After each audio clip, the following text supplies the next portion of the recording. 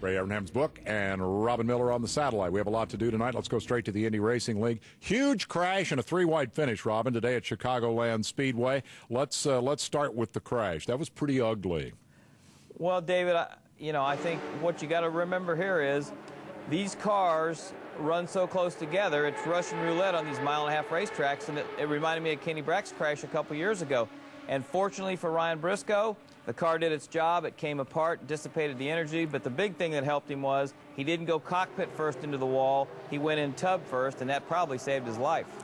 Any observations about either the crash worthiness of the cars, or I guess maybe you've already answered that, their inclination to go airborne in certain circumstances? Those have both been hot topics in the IRL. Yeah. There's Briscoe, by the way, being sent off for additional checks, but everybody believes he's going to be fine.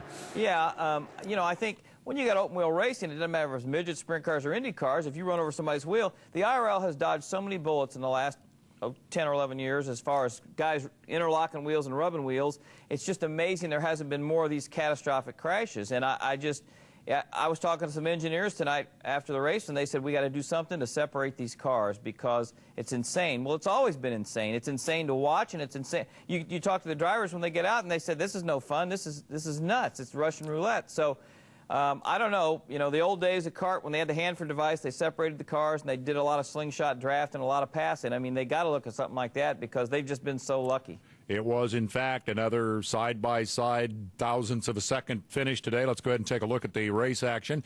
We'll start on board with Tony Kanaan, who was trying to keep his championship hopes alive, but there goes Dan Weldon around the outside. Started at the back because of a speeding ticket on pit road, drove all the way to the front. As they come to the line to take the white flag, the Penske cars mount a charge on Weldon. It's Castro Neves being pushed by Sam Hornish. Sam thought Elio should have pinned his rival to the bottom, but Elio left him a little bit of room, and when Weldon unwound the steering wheel, the car picked up a few RPMs, and he will beat the two Penske cars to the line by, watch for the line, that much. I don't remember how many thousandths of a second it was. It wasn't very many. And then he delivered the, let's see, crumpets, I guess that would be. So what's up with Weldon? He wins the Indy 500, he wins the championship, and he's talking about going stock car racing. Is that for real? Well, first of all, he's a hell of a race driver, and I wrote a column the other day and called him a cheeky little bastard, which he is, but maybe that's, I think that's part of some of his charm. I mean, we all got a little tired of the hugging and stuff in Victory Lane, but take all this away. He reminds me a little bit of, I don't know, he's got a lot of Tony Stewart in him. He knows when to be aggressive. He's smart. He always seems to be at the right place. He had some lucky victories last year, but this year he's led the most laps. He's won 6 races, which is a record. And the guy's a hell of a race driver. And the thing about NASCAR, I think that was maybe just to try and get him a little more money, because I think he's going to stay with Andretti Green for at least the next couple years. And, I'm not sure he's old enough to want to go to NASCAR yet. I mean, he's going to win the IRL championship. He's won the Indy 500, but I mean, this guy's a road racer. He's an open-wheel guy. NASCAR probably sounds good, kind of like it does to Paul Tracy, but who knows if he'll go or not. I think that was just a smokescreen, David. Let me show you another ugly crash. USAC Midget graduate Sarah McCune, starting her first Infinity Pro Series race from the pole, tangles with USAC champion Jay Drake. Sarah's in the red car up high. That's Drake down below the white line. Everybody was okay. Watch this thing launch into the traffic. There will be debate whether Drake stuck his nose in where it didn't belong or whether he got up alongside her and she pulled down on him. I wonder if you have an opinion about that, Robin. Well, first of all, Jay Drake's a hell of a race driver, and he's a clean race driver, but I think he was underneath the white line, which is supposedly a no-no in the IRL or the IPS series, and I just think she probably didn't have any idea there was somebody down there, and it was just one of those racing deals.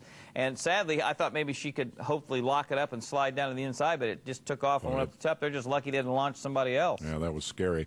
En route to new business, let's talk about old business. I've been sitting on this email since the last time you were here. It says, Dave, a while back on Wind Tunnel, Robin Miller stated that Bill France talked Tony George into forming the IRL. I had not heard that Bill France was involved and would like Robin to elaborate. Wayne Fairhope in Alabama. So elaborate, Robin. Well, I actually said something to Bill France to his face once and didn't get much of a response. I said, you got to be happy. You've got the open wheel series is divided. You're pulling off in the distance and they're killing each other. And you're the guy that kind of had a lot to do with it, telling Tony he's got to take the bull by the horns and run these car owners out of business and run his own series. I think there's no doubt about it, because I think he told Tony, look, You start your own series. We'll be your ally. We'll give you some tracks. And right now, the IRL's just where Bill France wants them, David. They don't draw a lot of people, but the ones they do are usually because of the season ticket package. And as long as the little old IRL doesn't make a lot of noise, that's fine. That they can come to these NASCAR tracks a few times a year and make some concession money for Big Bill and the family to get him through the Christmas holidays. And now I hear that they're conspiring again. NASCAR and the IRL and the promoter in Montreal are putting their heads together to spin out the Champ Car World Series and replace the Champ Car race at the Circuit Gilles Villeneuve with a Busch IRL weekend. Is that going to happen?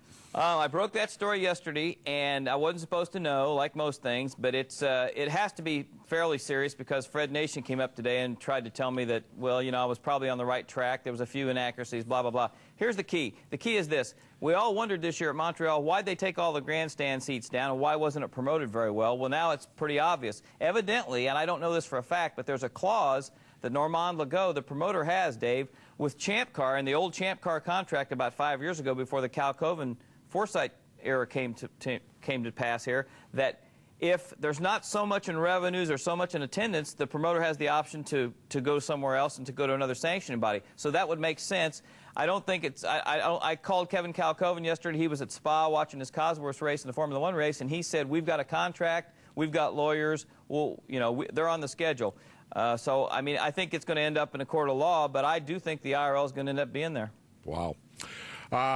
Could they not run? Could they not run both? Could they not do 3 race dates up there? Do you know how that works? Good question. They had to go to the legislature to get a second weekend okay to run the kart race 4 years ago. So I guess they could probably go and try and get a third weekend, but it's restricted. You can only have 2 races a year up there. Sounds like Laguna Seca. All right, Robin, we appreciate it as always. Nice work. Thanks much for stopping in and setting the record straight there about the France family and the George family. I know that'll make sure they send me a Christmas card. And I broke it here first. Evernham back to Jeff Gordon for $20 million a year. You heard it here first. Evernham is going back to be Jeff Gordon's crew chief. Yep, $20 million. We'll ask him about that a little bit. I got some motorcycle business to do before that, though. Robin, thank you very much. See you later. Bye, David.